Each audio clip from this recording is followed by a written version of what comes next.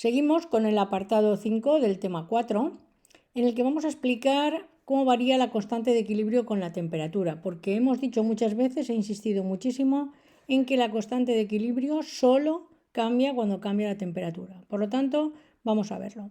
Este punto es muy importante y va a ser muy importante en el desarrollo del tema, ya veréis, en el examen, en las cuestiones, y me gustaría que prestarais atención porque lo vamos a hacer de una forma que no habéis hecho nunca. En bachiller no lo hacíais así, lo hacíais un poco como un dogma de fe, pero vamos a demostrar cómo cambia y este año en la facultad lo tenemos que hacer así. Bien, la constante de equilibrio o el equilibrio lo podemos modificar una vez alcanzado, que es, hemos dicho que cuando Q vale exactamente Kp, pues lo podríamos modificar de dos maneras. Una de ellas cambiando Kp y otra de ellas cambiando Q. Bueno, pues vamos a centrarnos en cambiar la constante de equilibrio en este momento, en cambiar en el método 1, por decirlo de alguna manera.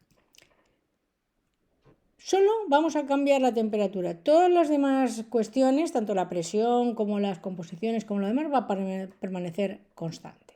Bien, sin demostrarlo, va a cumplirse la ecuación integrada de Bantoff, que tenéis aquí. Esta es la que vamos a manejar para saber qué le sucede al equilibrio cuando la temperatura cambie. ¿De acuerdo?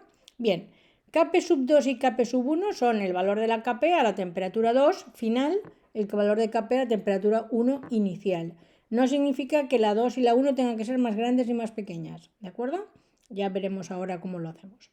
Incremento de H estándar es la variación de entalpía de la reacción en estado estándar. R es la constante de los gases ideales, pero con el valor que tiene en el tema 3, o 1,987 calorías mol Kelvin o 831,4 julios mol Kelvin.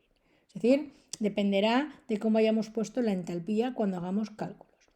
Y T sub 2 y T sub 1 son la temperatura final e inicial respectivamente, que se expresan en Kelvin. ¿De acuerdo?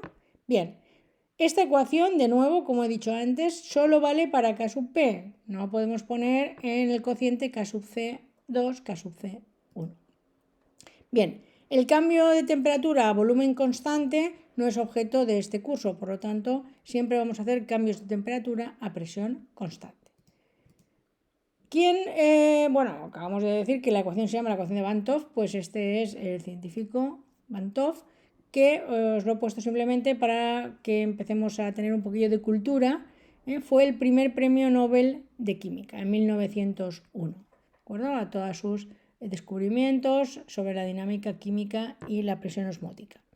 Por si alguien tiene interés, este sería la URL de este artículo, pero si buscáis nobelprize.org/chemistry podréis estar al tanto de todos los premios Nobel de Química de todos los años.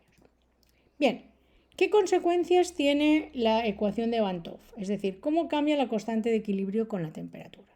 Bueno, vamos a hacer el análisis para el caso de que estemos calentando, aumentando la temperatura. Por lo tanto, vamos a hacer todo para que T2 sea mayor que T1. Lo que voy a hacer a continuación sería justo al contrario si enfriáramos. ¿De acuerdo? Bueno, vamos allá. Para hacer el análisis es necesario saber cómo es la reacción, si es endotérmica o si es exotérmica. Empecemos por las reacciones endotérmicas, aquellas cuya entalpía es mayor que 0, que aprendimos en el tema 2. Y vamos a coger la ecuación de Bantoff que os he puesto en la diapositiva anterior y vamos a dividir la parte de la derecha, que es un producto, en dos términos. Menos incremento de H0 partido R y el término 1 partido T sub 2 menos 1 partido T sub 1. ¿Vale? Bien. Condición endotérmica y calentamos. Pues vamos allá. Si es endotérmica, hemos dicho que H es positivo. Con este menos de delante, este primer término es negativo. Y el segundo término, la inversa de T2 menos T1, pues como estamos calentando, T2 es más grande, pero su inversa es más pequeña. Cuando hagamos la resta, esta resta da negativo. ¿Qué ocurre entonces? Pues que la parte izquierda de la ecuación de Bantoff, que es neperiano del cociente de las constantes de equilibrio, menos por menos dará más, será un número positivo. ¿Qué significa que el logaritmo neperiano de un cociente sea positivo? Pues significa, que el cociente es mayor que la unidad. Si el cociente es mayor que la unidad, el numerador es mayor que el denominador. Es decir, que al calentar aumenta la constante de equilibrio.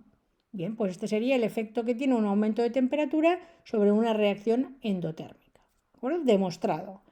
Podemos también ponerlo en otras palabras, que las reacciones endotérmicas son aquellas en las que se favorece la formación de productos, se desplazan hacia la derecha.